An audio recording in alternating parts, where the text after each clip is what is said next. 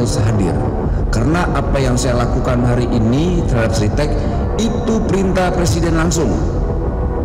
Karena Pak Presiden Prabowo Subianto tidak ingin ada yang namanya PHK.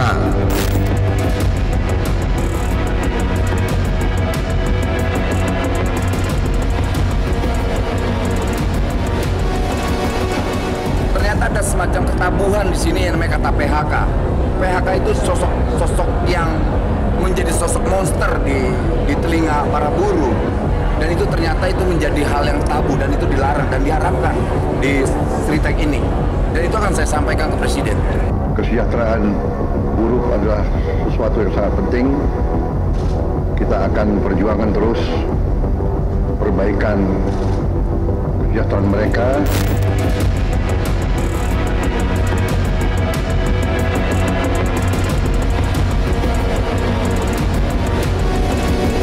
Ya, semoga dari pemerintah ada kebijaksanaan lah, memberi lowongan atau memberi apa buat rekan-rekan kerja.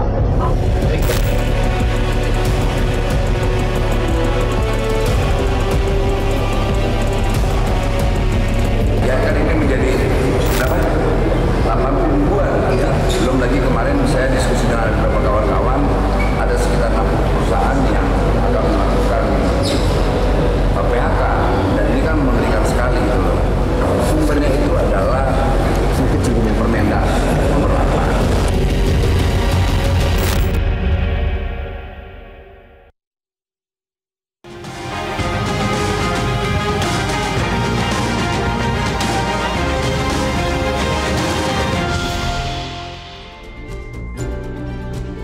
Halo, selamat malam pemirsa. Sungguh sebuah ironi, bulan Ramadan yang seharusnya berkah melimpah, faktanya disambut dengan badai PHK. Lebih dari 10.000 pekerja kehilangan nafkah dan entah salah siapa. Apakah manajemen yang lalai, pasar yang tak ramah, atau justru kebijakan yang lebih banyak wacana dibanding membuka lapangan kerja? Kini badai PHK sudah melanda beberapa industri, lantas siapa yang paling bertanggung jawab atas nasib mereka yang terlempar dari roda ekonomi? Bersama saya, Afiani Malik, inilah top isu pada malam hari ini, badai PHK di bulan puasa.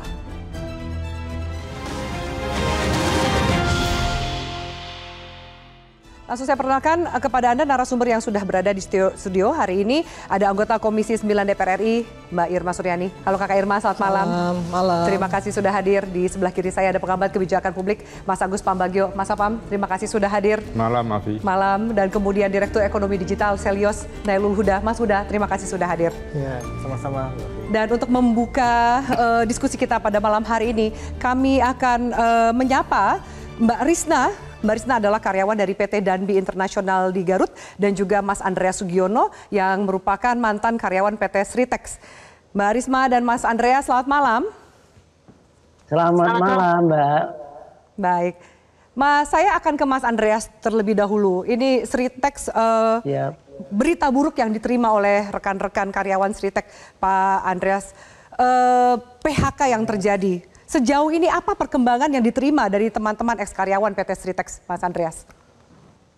Ya, untuk karyawan untuk bulan Februari kemarin kan memang kita dari serikat diskusi dengan pemilik perusahaan maupun kurator bahwa bulan Februari untuk gaji buruh mohon tetap dibayarkan.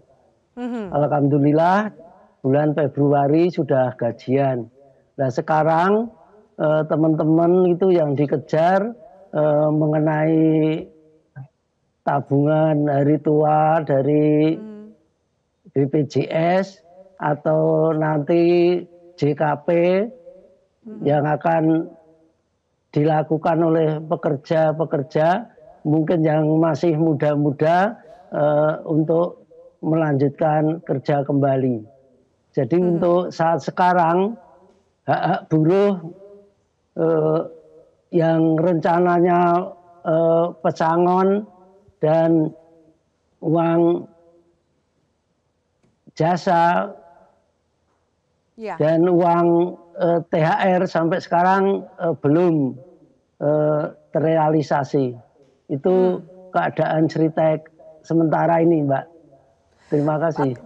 Pesangon Pak Andreas, kapan terinformasikan kepada rekan-rekan ex-karyawan PT Sritex ini akan diberikan oleh perusahaan? Karena itu menjadi salah satu target supaya rekan-rekan karyawan PT Sritex ini mendapatkan pesangon mereka atas apa yang terjadi pada perusahaan Sritex. Ya, terima kasih. Kalau harapan dari kami ya dan pekerja-pekerja lain ya secepatnya pesangon itu diberikan kepada para buruh-buruh yang ter-PHK. Namun dengan adanya rapat antara perusahaan dengan kurator, jadi hak-hak buruh itu nanti yang menjadi tanggung jawab dari kurator. Kurator sendiri juga belum menentukan hari, bulan maupun tanggal yang akan diberikan pesangon untuk karyawan. Kalau dari pengertiannya dari kurator itu nanti kalau perusahaan yang dipilotkan itu sudah laku, di situ hak-hak buruh akan diberikan. Nah ini waktu dan bulannya kita kan belum tahu itu gitu, Mbak. Pak Andreas, sejauh ini ada sekitar hampir 11.000 buruh ex-karyawan PT Sritex ini, rencananya mereka akan bekerja kemana? Apakah juga sudah ada diskusi lebih lanjut? Karena kami dengar pemerintah juga menjanjikan akan menyalurkan rekan-rekan ke perusahaan-perusahaan yang lain. Apakah juga sempat tersampaikan informasi itu Pak Andreas kepada rekan-rekan karyawan di sana? Kalau untuk lowongan kerja untuk Kabupaten Sukoharjo sendiri dari Dinas Tenaga Kerja diinformasikan ada kurang lebih 7.000 lowongan kerja untuk tenaga atau karyawan yang ter-PHK. Tapi di sini untuk Sritex, Mbak, ini info aja ya. Jadi tenaga kerja Sritex itu seperti saya dan rekan-rekan itu kerja kan sudah 30 tahun, 35 tahun, ada yang hampir 40 tahun. Ini usianya kan bukan usia kerja lagi, ya. Ibaratnya usianya sudah di atas 45 atau sampai 60, 65. Lah umur-umur sekian ini kan tidak mungkin akan dapat diterima suatu perusahaan-perusahaan yang membutuhkan tenaga kerja. Biasanya kalau yang namanya lowongan kerja itu pasti akan mencari tenaga kerja yang usianya yang masih muda-muda itu. Nah ini dari kami ya, buruh-buruh yang sudah usia tua ini juga agak pesimis kalau kita itu akan melamar suatu pekerjaan yang baru. Itu. Pak Andreas, apa banyak karyawan ex-karyawan PT Sritex yang usianya sudah tidak masuk usia produktif lagi karena ada syarat yang saya dengar bahwa tidak bisa maksimal berusia 45 tahun. Apakah banyak karyawan yang mungkin seusia dari Pak Andreas? Banyak, Mbak. Itu hampir 40 sampai 45% ya, yang sudah usia tua-tua kan itu. Lalu akan kemana rencananya? Kalau ternyata 40 sampai 45% ex-karyawan PT Sritex ini usianya seperti Pak Andreas yang mungkin agak sulit untuk diserap oleh perusahaan-perusahaan yang lain. Apa rencana berikutnya, Pak? Ya, kalau teman-teman itu ya kalau bicara-bicara nantinya kepengennya ya akan wira swasta, akan buka usaha sendiri. Seperti saya itu modalnya nanti ada, ya Pak Andreas, untuk buka usaha dan wirausaha? Kalau saya nanti kalau enggak kerja lagi ya pulang kampung garap sawah gitu, Mbak. Baik, Pak Andreas, di sini ada perwakilan dari DPR RI, ada Ibu Irma Suryani. Apa yang mau Pak Andreas sampaikan kepada perwakilan dari DPR? Silakan. Terima kasih. Selamat malam Ibu. Kami dari rakyat kecil Ibu. Untuk Sritek ini kami betul-betul merasa menderita dengan adanya PHK. Jadi harapan kami ya di Sritek ini tetap produksi dan teman-teman buruh yang ter-PHK itu dapat dikerjakan kembali.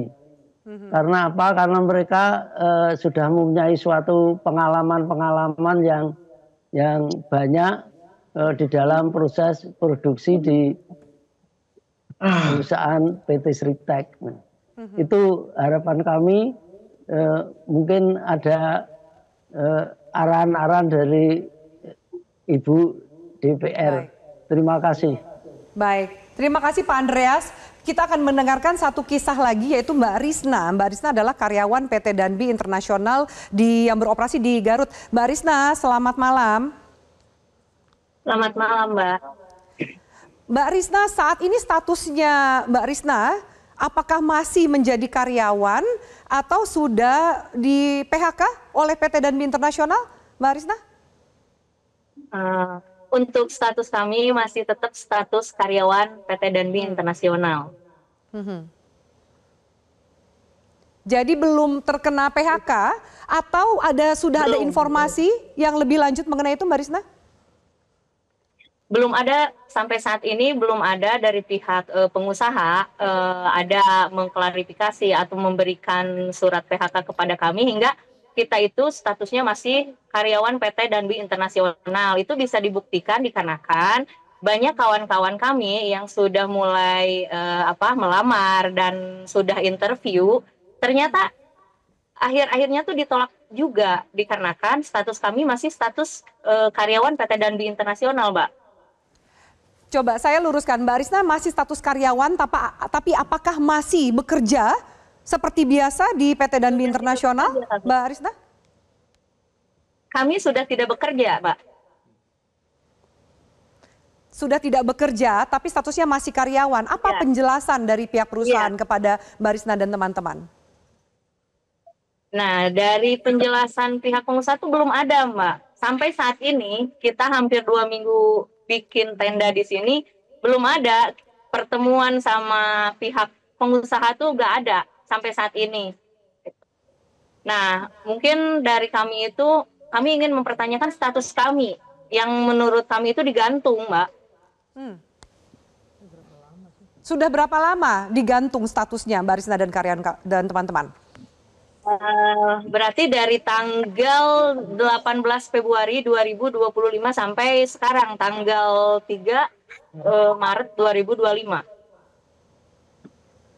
Bagaimana menurut Mbak Risna atensi dari pemerintah dan juga masyarakat? Karena yang kita lihat PT Sritek mendapatkan atensi yang cukup banyak dari pemerintah. Bagaimana dengan PT yang tempat Anda bekerja, Mbak Risna?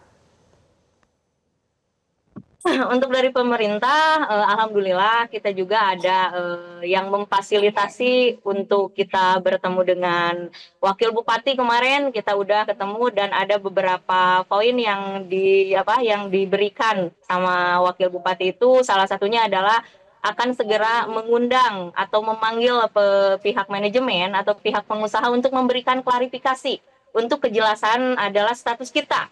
Poin pertama adalah gimana status untuk karyawan PT Danbi Internasional yang sebanyak 2079 tersebut, gitu kan? Dikarenakan mungkin ada juga penundaan upah atau gaji, gitu. Dikarenakan tanggal 18 Februari 2025 pabrik kami disegel sama kantor dan tanggal 20 itu adalah waktunya kita dapat gaji. Itu sih, Bu. Baru itu yang mungkin kami dapat, ya untuk tahapan-tahapannya masih kita akan lakukan pula dengan pendampingan pihak-pihak pemerintah pula, Bu. Oke, kami putarkan juga video saat Wakil Menteri Tenaga Kerja Immanuel Ebenezer datang ke perusahaan Anda. Bahkan Anda sempat menyampaikan sesuatu dengan derai air mata. Apa yang Anda sampaikan dan apa janji yang disampaikan oleh Wamenaker ini? Saya berderai air mata dikarenakan saya merasa prihatin dikarenakan status kami itu digantung. Jadi kami tidak bisa melakukan langkah-langkah untuk contoh untuk BPJS Ketenagakerjaan, dikarenakan itu ada tunggakan 2 bulan yang belum dibayarkan sama perusahaan PT Danbi Internasional, itu kan poin pertama. Kami beban moral karena kami itu pengurus serikat, gitu kan, hingga anggota kami itu cuma bisa mengeluh dan mempertanyakan kapan, gitu kan. Setidaknya Mbak, ada gitu pencairan atau apalah untuk pembayarannya itu untuk menopang hidup kami ke depannya. Dikarenakan kami 2 minggu itu udah tidak mempunyai penghasilan. Itu sih. Jadi kami merasa prihatin banget gitu dengan keadaan itu. Prihatinnya itu lebih ke pihak manajemen tidak ada mengklarifikasi gitu kan atau memberikan kejelasan apapun, padahal kontribusi karyawan kami itu ya ada yang 35 tahun, 36 tahun, itu masa kerjanya. Nah, gitu. Itu sih, Mbak. Nah, kalau untuk dari Bapak Wamen yang terhormat, alhamdulillah tadi memperjelas bahkan status kami. Gimana caranya status kami itu tidak digantung, poin pertama. Poin kedua, bagaimana caranya supaya ada kejelasan pula dari pihak manajemen atau perusahaan untuk hak-hak karyawan, gitu. Ya. Adapun untuk di PHK atau tidak gitu, pihak Bapak Wamen yang terhormat itu akan meminta kejelasan tersebut. Itu sih yang update terbaru yang baru tadi kami dengarkan langsung dari Bapak Wamen yang terhormat. Baik, Mbak Risna, kita tahu saat ini digantung sehingga rekan-rekan karyawan juga tidak bisa melamar ke perusahaan yang lain. Jadi apa yang dilakukan? Karena mau tidak mau kebutuhan hidup tetap harus dipenuhi. Apa yang dilakukan oleh rekan-rekan di sana untuk memenuhi kebutuhan sehari-hari? Ya mungkin untuk kami yang dilakukan berusaha, berdoa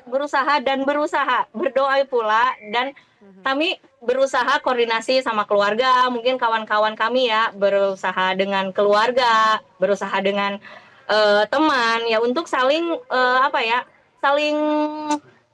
saling berbagi, saling taruh meminjam kali, Mbak. Lebih ke sana sih gitu. Gimana caranya kita bisa hidup apalagi sekarang memasuki bulan suci Ramadan. Sedangkan kalau menurut kami pertimbangannya sangat besar dikarenakan 2 kali lipat dari hari-hari biasa. Itu sih pengeluaran untuk kebutuhan para ibu-ibu. Sedangkan notabene karyawan PT Danbi Internasional adalah mayoritas ibu-ibu. Itu sih, Mbak. Kalau meminjam lalu membayar pinjamannya ke depan seperti apa ketika saat ini juga tidak ada gaji yang diterima?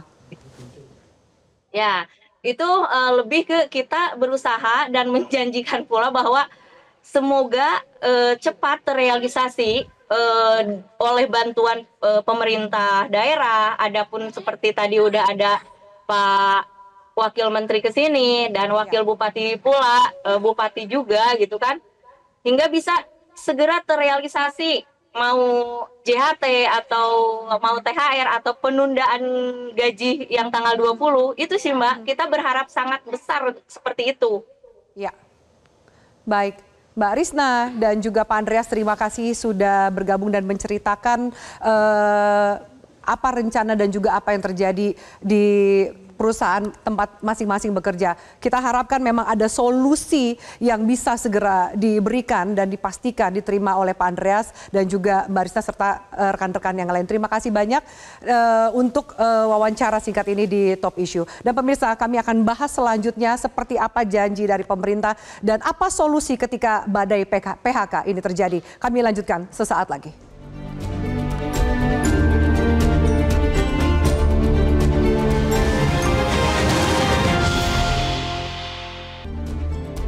Ya, baik Ustaz, terima kasih Anda masih bersama kami, bergabung bersama kami Wamenaker Immanuel Ebenezer. Bang Noel, halo, selamat malam.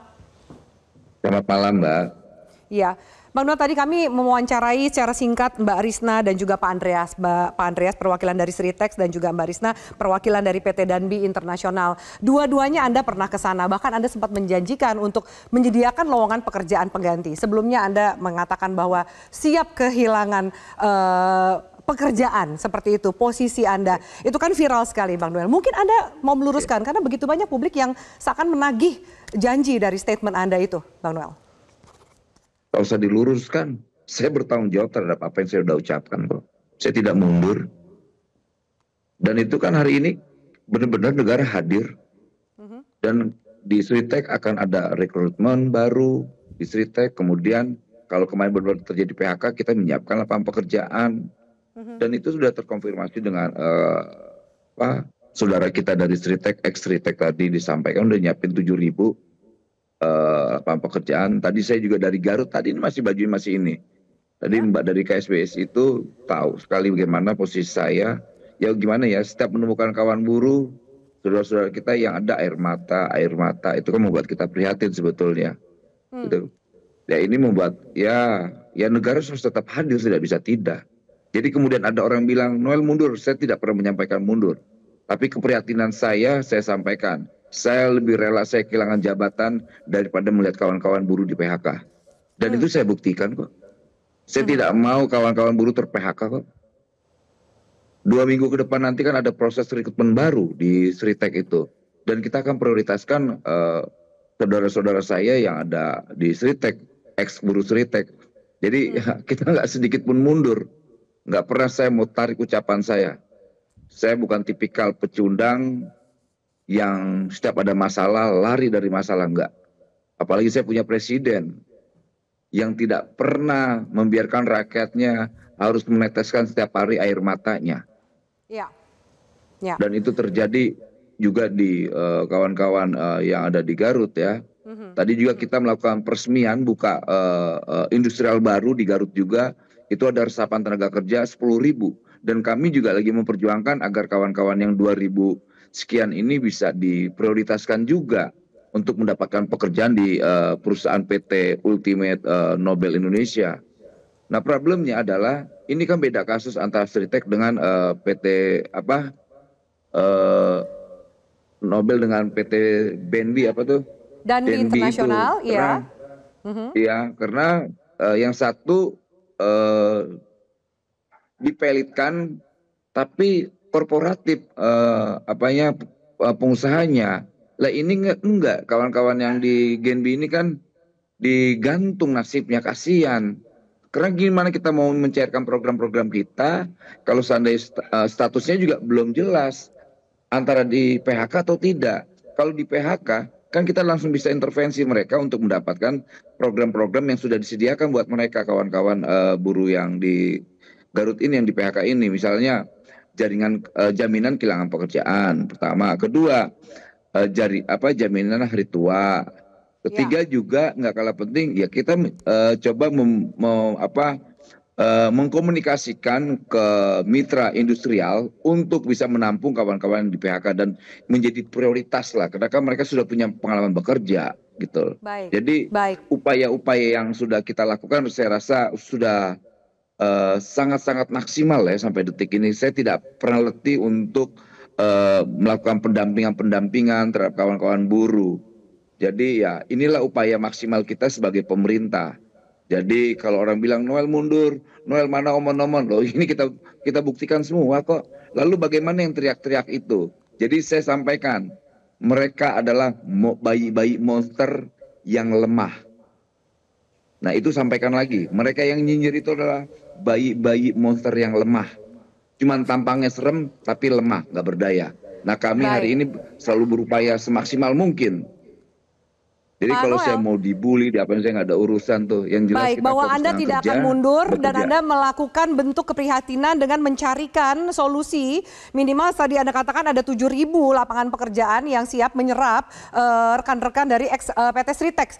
Menyambung keresahan dari Pak Andreas tadi. Pak Andreas ini usianya sudah lanjut seperti itu dan bahkan usia pekerja Sritex itu 40-45% adalah usia lanjut yang tidak bisa mungkin semudah itu diserap oleh perusahaan yang lain. Apa tanggapan tanggapan Anda? Apa janji atau jaminan yang Anda berikan kepada mereka? Ya, oke. Ya pertama gini, kita coba cari formulasi yang bagus terhadap ex kawan Sritek ini ya, kawan-kawan saudara-saudara kita di Sritek.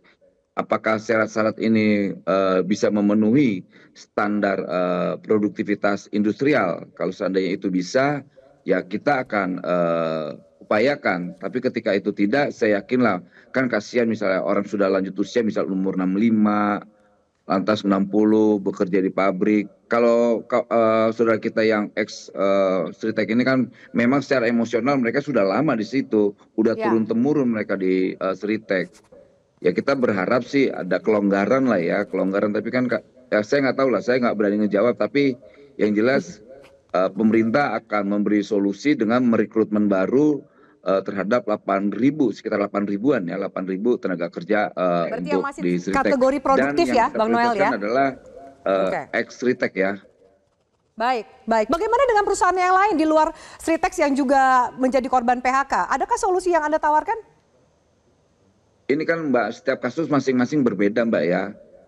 Itu yang di Garut tadi begitu. Sama di Pekalongan. Di mana-mana banyak-banyak yang menurut kita nih ya harus ditangani dengan maksimal. Ini problemnya kan kalau Sritek manajemennya bertanggung jawab. Kalau yang lain enggak, kabur gitu loh. Bisa dikejar nggak Pak manajemen yang nggak adil dan kabur itu yang membawa yang tidak memberikan hak karyawan mereka? Aparat penegak hukum kita bisa melakukan tindakan-tindakan lah. Apalagi ini kan nih udah banyak domainnya kan dihukum ya, kurator melakukan pilotan, ketok palu, pilot, ketok palu, pilot. Karena banyak modusnya adalah menghindari kewajiban perusahaan terhadap karyawannya. Itu. Oke. Nah, saya kan tidak bisa menjangkau wilayah hukum itu kecuali saya mampu gitu ya. Saya eksekutif mengintervensi kebijakan yudikatif itu nggak mungkin sekali. Apalagi kurator itu sangat tidak mungkin saya menjangkau itulah. Apalagi saya sekelas wakil menteri. Baik, anggaplah itu udah ranah penegak hukum. Saya akan ke Mbak Irma. Mbak Irma, bagaimana Anda melihat satu sisi kita mendengarkan harapan dan mungkin suasana kebatinan yang begitu sedih dari rekan-rekan tadi kita wawancara. Sementara wakil menteri tenaga kerja tadi menyampaikan ada solusinya. Tapi ada beberapa yang ternyata nggak bisa dilakukan apa-apa karena masih di ranah hukum. Catatan dari DPR seperti apa? Ya, yang pertama Avi, Komisi 9 DPR RI besok akan menerima perwakilan dari karyawan PT Sritek untuk melakukan audiensi. Sekitar jam 1 kami akan terima mereka, itu yang pertama. Dan yang kedua, tadi pemerintah, CQ Menteri Tenaga Kerja sudah menyampaikan bahwa insya Allah ada investor ya. Dan kurator juga sudah menyampaikan bahwa ada beberapa peralatan-peralatan Sritek yang kemudian disewakan ya, disewakan, dan itu juga yang kemudian bisa membuat kawan-kawan Sritek ini bisa bekerja 2 minggu yang akan datang ini. Nah, itu yang kedua. Yang ketiga, saya berkeyakinan dan ingin menyampaikan kepada pemerintah ya apa komitmen yang sudah disampaikan ketika menyatakan kepada karyawan Sritek tidak akan ada PHK, ya tentu tidak akan ada PHK. Nah, tadi Noel sudah menyampaikan kepada kita semua, kepada masyarakat, insya Allah ada lapangan pekerjaan ya yang bisa diisi oleh ex karyawan Sritek ini. Tetapi saya ingin sampaikan juga begini, walaupun itu terjadi, maka yang harus dilakukan oleh Kementerian Tenaga Kerja adalah, dan kami Komisi 9 akan mengawal semua hak-hak pekerja. Ya, baik yang dari BPJS Ketenagakerjaan ya, JHT, JKN, JKK, semua itu harus sudah disiapkan. Kurator harus bertanggung jawab. Termasuk pesangon. Kurator juga harus bertanggung jawab terkait dengan pesangon. Undang-Undang 48 yang menyatakan bahwa kalaupun perusahaan itu dipilotkan, maka semua kebutuhan atau hak-hak karyawan itu harus didahulukan sebelum kemudian dibayarkan kepada atau diambil kepada kurator. Nah, itu yang harus juga Kementerian Tenaga Kerja kawal. Nah, yang selanjutnya PHK yang di Garut. Ini saya juga, atau PHK yang di Sritek juga. Saya menyampaikan begini, selalu saya sampaikan kepada Kementerian Tenaga Kerja, ini pengawas ketenagakerjaannya nggak jalan. Kenapa? Ya nggak jalan. Kalau dia jalan, tentu kejadian di Garut itu nggak akan terjadi. Masa iya? Ya kan, perusahaan meninggalkan karyawannya tanpa kejelasan dan tidak ada yang melaporkan kepada Kementerian Tenaga Kerja. Ya kan, kalau saya jadi menterinya saya pecatin itu yang namanya pengawas-pengawas tenaga kerjaan itu. Itu yang pertama. Dan itu bisa dilakukan kan? Ini wakil menteri ini, kenapa nggak bisa? Bisa melakukan dia itu. Dia tidak melaksanakan pekerjaannya dengan baik. Ya. 2000 ini ya, ibu-ibu, 2000 perempuan yang bekerja untuk menafkahi keluarganya, ya. digantung. Kalau menurut saya malah dikriminalisasi oleh mereka. Ya kan, ini kan nggak boleh dilakukan oleh perusahaan. Dan Pemdanya juga diem aja gitu. Ya. Sementara saya memberikan apresiasi kepada Kementerian Tenaga Kerja yang sekarang nih ya. Yang turun langsung. Yang turun langsung. Saya memberikan apresiasi kepada Noel. Tapi saya juga ingatkan sama Noel, jangan terlalu banyak ngomong juga. Nanti ditagih sama masyarakat. Oke. Ini adik saya, tapi saya selalu ingatkan jangan sampai seperti itu. Sekali lagi Afi, 2024 kira-kira bulan September, itu Menteri Tenaga Kerja kita Ibu Ida Fauzia menyampaikan kepada Komisi 9 ada 190 lowongan pekerjaan sebenarnya. Ketika terjadi PHK banyak, dia menyampaikan seperti itu. Saya menyampaikan bertanya kepada beliau, di mana saja lowongan pekerjaan itu berada. Nah, kemudian saya tanya lagi, sudah berapa yang diisi? Nah, disampaikan oleh beliau ada 90.000 yang sudah diisi. Artinya kalau ada 170 dikurang 90 ada 60 yang masih lowongan yang masih bisa diisi. Tentunya dengan adanya PHK massal seperti hari ini, kalau saja itu memang diberdayakan dan Kementerian Tenaga Kerja betul-betul kerja dengan bagus, saya kira itu udah nggak ada masalah. Oke. Bisa ditransfer. Diserap lah. Bisa gitu diserap. Ya? Oke, baik. Saya harus jeda, Kak Irman. Nanti saya minta tanggapan dari Bang Noel dan juga Mas Agus Pambagio. Jadi apa yang terjadi, kenapa kemudian siklus badai PHK ini satu persatu ya perusahaan kita yang padat karya ini runtuh? Apakah ini faktor dalam negeri atau ternyata juga ada kaitan dengan faktor kondisi ekonomi global? Kami lanjutkan pembahasannya usai jeda. Tetaplah bersama kami di Top Issue.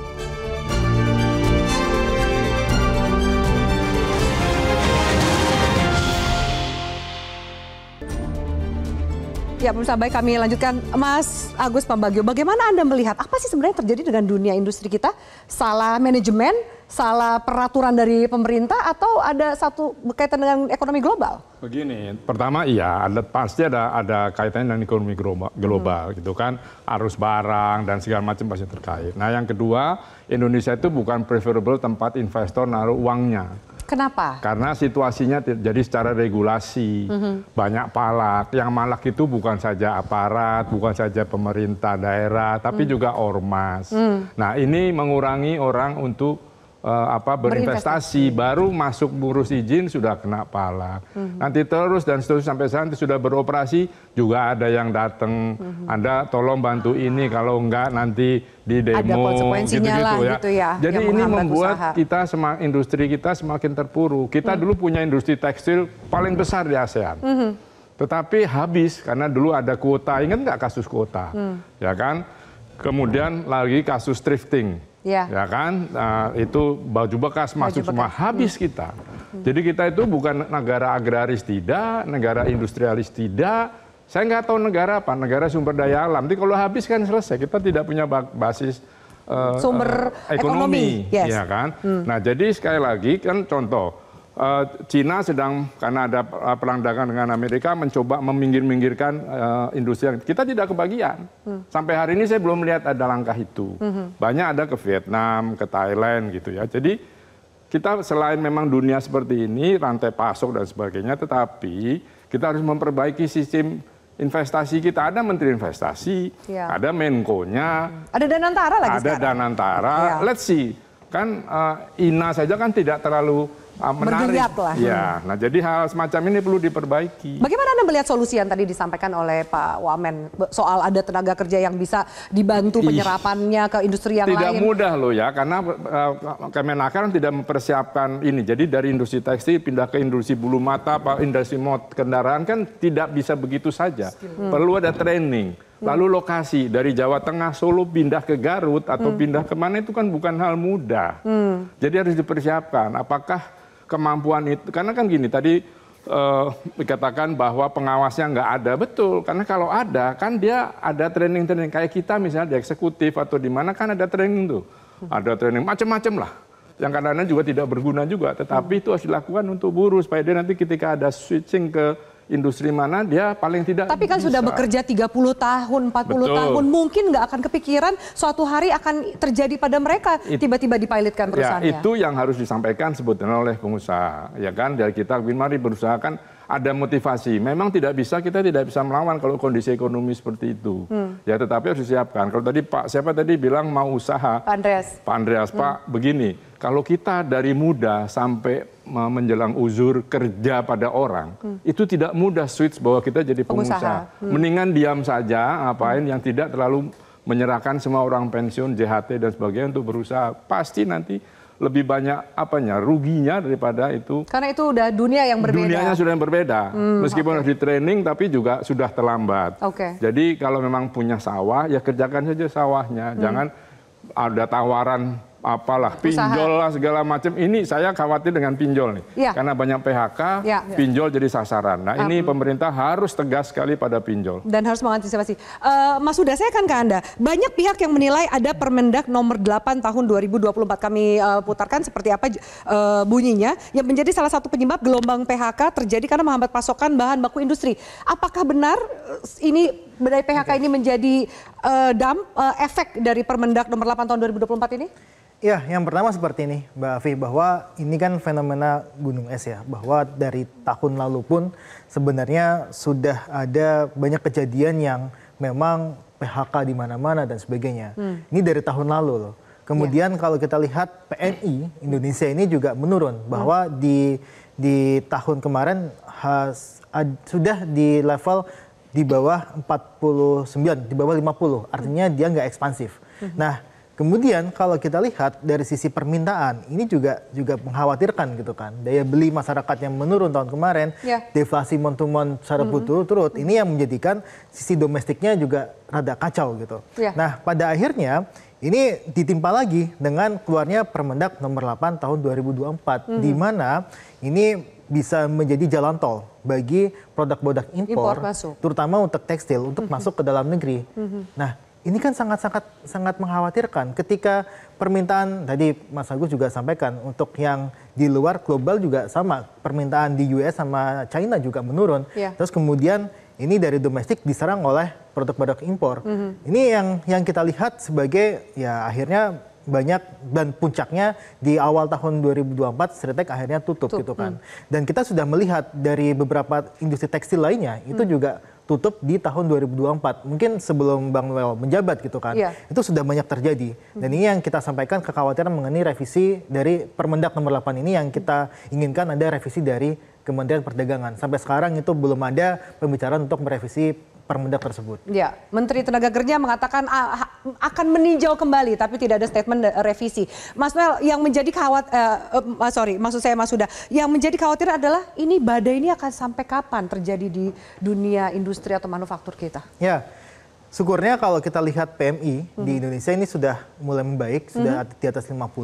Kita harapkan dari sisi permintaan maupun dari sisi pasokan barang itu sudah lancar kembali. Tapi yang kita khawatirkan ini hanya sebagai siklus akhir tahun dan awal tahun menjelang Lebaran. Nah, kita masih melihat datanya nih untuk setelah Lebaran ini seperti apa. Adakah angin segar Anda lihat setelah Lebaran?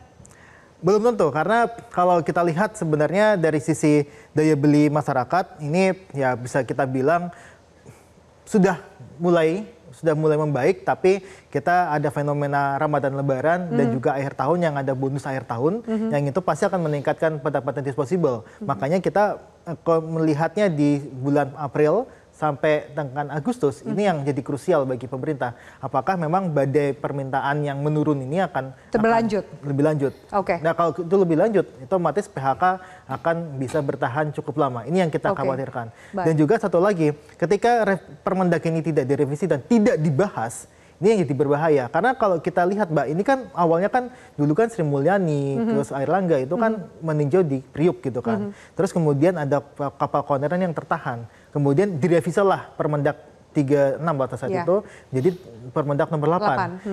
Tapi dari revisi ini ternyata banyak sekali arus-arus impor yang dimudahkan, dan tadi Mas Teguh juga bilang thrifting dan sebagainya, dimudahkan untuk masuk ke dalam negeri. Ini yang menjadi penyebab, salah satunya penyebab terpuruknya industri kita. Oke, baik. Saya minta tanggapan dari Bang Noel usai jeda. Apakah kemudian Kementerian Anda berencana untuk mengajukan revisi dari Permendak nomor 8 tahun 2024 ini, dan apa upaya untuk menghentikan badai PHK ini? Kami lanjutkan sesaat lagi.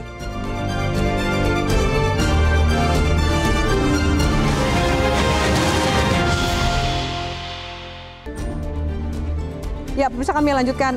Mbak Irma, apa yang perlu catatan dari Anda gitu? Apa yang perlu diantisipasi ketika Mas Hudam mengatakan bahwa sebentar ini belum bisa menjadi solusi jangka panjang dan harus ada antisipasi tantangan yang lebih besar mungkin setelah Lebaran? Ya, saya kira komitmen pemerintah tadi seperti yang Noel bilang bahwa pemerintah harus hadir, benar-benar harus hadir. Nah, Menteri Tenaga Kerja, Kemendak, dan kementerian-kementerian terkait itu ya harus bekerja sama, koordinasi antar kementerian, jangan jalan-jalan sendiri. Anda lihat masih belum sinkron ini? Nggak sinkron. Satu lagi, Afi, saya mau sampaikan seperti ini. Jangan sampai nanti ya, tadi Noel bilang bahwa minta pekerja-pekerja itu punya nasionalisme yang tinggi. Nah, saya juga mau sampaikan sama Noel nih ya. Itu perusahaan-perusahaan di Indonesia itu juga harus punya nasionalisme yang tinggi. Jangan sampai nanti di Indonesia bangkrut, dia bikin proyek lagi di negara lain. Ya. Nah, ini harus diantisipasi. Kalau itu terjadi, semua perusahaan yang ada di Indonesia tutupin aja. Karena nggak punya nasionalisme. Kita lihat nanti ya, kita kawal nih ya kalau sampai itu terjadi. Adakah terinfokan Bang Noel bahwa perusahaan-perusahaan yang mungkin hari ini tutup, akan mungkin tidak punya nasionalisme, tadi catatannya meninggalkan karyawan begitu saja, ternyata tengah mempersiapkan pabrik lain di negara yang lain? Apakah itu Anda mendapatkan informasi itu, Bang Noel? Banyak. Banyak, berarti itu terjadi? Di Tangerang itu juga banyak. Gini, ini kan di pemerintahan Pak Prabowo Gibran ini kita coba mempertegas lagi tentang patriotisme itu. Patriotisme itu jangan kita tekan di pengusaha juga, di buruhnya juga, di pemerintahnya juga, agar setiap ada masalah, ayo sama-sama kita bisa melihat ini dengan secara arif lah, tidak lagi saling menekan antara industrial dan pekerja dan pemerintah. Tadi disampaikan Pak Bagio itu benar sekali bahwa ini problem bangsa ini nih preman, ormas, belum lagi izin-izin yang dipersulit. Ya akhirnya merusak apa? Investasi kita. Seharusnya kalau pemerintah ramah terhadap investasi, ya sudah dong dikasih kelonggaran. Nah, aparat penegak hukumnya kan hari ini luar biasa. Mereka mau bekerja sama, kolaborasi dan sebagainya. Agar apa? Narasi soal Indonesia ke depan lebih baik itu benar-benar bisa terwujud di 2045 nanti. Soal apa? Indonesia rakyatnya bisa tidur nyenyak. Hari ini gimana mau tidur nyenyak? Baru bangun pabrik, nurunin semen, minta duit. Baru masukin besi, minta duit. Belum lagi ulang tahun Ormas, minta duit. Belum ketua umum Ormas saya ulang tahun, minta duit. Belum Lebaran, minta duit. Dan kenapa itu nggak bisa diberesin sih, Bang Noel? Kenapa itu nggak bisa diberesin sementara negara lain ternyata bisa memberikan kepastian, jaminan kepada investor? Kenapa itu nggak bisa diberesin? Dan itu udah lagu lama gitu. Nah kali ini makanya ditegaskan, kita lagi melakukan kolaborasi lah. Tadi saya ketemu dengan Kapolda Jawa Barat, itu luar biasa komitmen beliau bahwa kita akan melakukan tindakan-tindakan tindakan hukum terhadap preman-preman. Begitu juga Kang Deddy Mulyadi menyampaikan dengan komitmen, saya tidak mau tahu ke depan nanti. Karena perusahaan-perusahaan ini, industrial ini sudah membayar pajak lewat negara. Jadi nggak ada hak-hak preman, hak-hak ormas, RT, RW, lurah, kepala desa minta-minta duit lagi. Dan itu komitmen di Kang Deddy tuh. Karena pajak mereka kan sudah ada lewat negara, lewat pemerintah pemerintah provinsi, pemerintah kota gitu loh. Jadi jangan lagi nanti hal-hal yang begini malah mengganggu industrial kita. Baik. Ya, ini Manuel, ya, catatan kita sih yang Anda senang lah terima, ya. informasi yang Anda terima, kemana negara tujuan para pengusaha ini untuk berinvestasi atau memindahkan investasi mereka? Kebanyakan lari kemana investasi ini? Vietnam. Ya banyak kan ke Vietnam, yang nggak pernah demo-demo, atas ke Kamboja. Itu harusnya kita kan berpikir lah ya, kok bisa ke sana, kok ada masalah apa, kok di sana nggak pernah demo, buruh setiap tahun minta UMP naik dan sebagainya. Baik. Artinya apa? Di sana negara itu berhadir, gitu loh. Makanya kali ini nih ya, kita ini mewakili negara ya, tidak lagi mewakili kayak model gangster datang menakut-nakutin, malak, minta duit dan sebagainya. Nah, pola itu sudah dihapus lah. Gitu. Kita lihat ya, apakah benar di bawah menteri dan wakil menteri saat ini bisa benar menghapus itu? Nggak ada. Baik. Saya minta tanggapan Mas Huda, kalau ternyata ini belum bisa diatasi dalam waktu dekat, apa yang terjadi dengan ketenaga kerjaan kita ke depan? Apa konsekuensi yang paling besar? Ya, konsekuensi paling besar memang kita tengah menghadapi era informalisasi. Artinya banyak sekali pekerja-pekerja yang informal. Kita saat ini 60% pekerja kita adalah pekerja informal. Nah, tapi ingin saya sampaikan adalah ini kita sebenarnya menagih juga sebenarnya dari Undang-Undang Cipta Kerja. Karena apa? Karena di Undang-Undang Cipta Kerja itu janjinya adalah untuk membeluskan investasi di situ. Kemudian ada debirokratisasi itu kan. Terus kemudian kalau kita lihat sebenarnya di situ sudah ada karpet merah bagi investor. Tapi pada kenyataannya yang diatur banyak adalah soal tenaga kerja. Kemudian kalau kita lihat tenaga kerja akhirnya jadi korban juga. Jadi korban seperti hari ini. Seperti hari ini, makanya kita tagih dari Undang-Undang Cipta Kerja. Mas Apam, singkat, apa yang bisa dipegang oleh para pekerja, para buruh menanti nasib mereka ke depan? Singkat ya, tentu haknya itu harus dipenuhi dulu, ya, harus penuhi. Kedua, ini aparat yang tadi Noel sampaikan harus bekerja. Saya terus terang menunggu langkah pilot projectnya Kang Deddy. Kalau di Jawa Barat bisa, daerah lain harus bisa. Mencontoh. Jadi itu penegakan hukumnya harus jelas dan tegas. Baik, kita simak apa yang dilakukan nanti para penegak hukum dan juga pemerintah untuk mengatasi solusi badai PHK ini. Terima kasih banyak pemirsa, terima kasih banyak narasumber sudah ikut mendiskusikan topik pada malam hari ini. Kita jumpa lagi pekan depan. Selamat malam, sampai jumpa.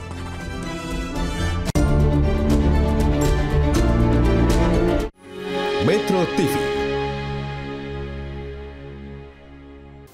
Jelajahi cara baru mendapatkan informasi. Download Metro TV Extend sekarang.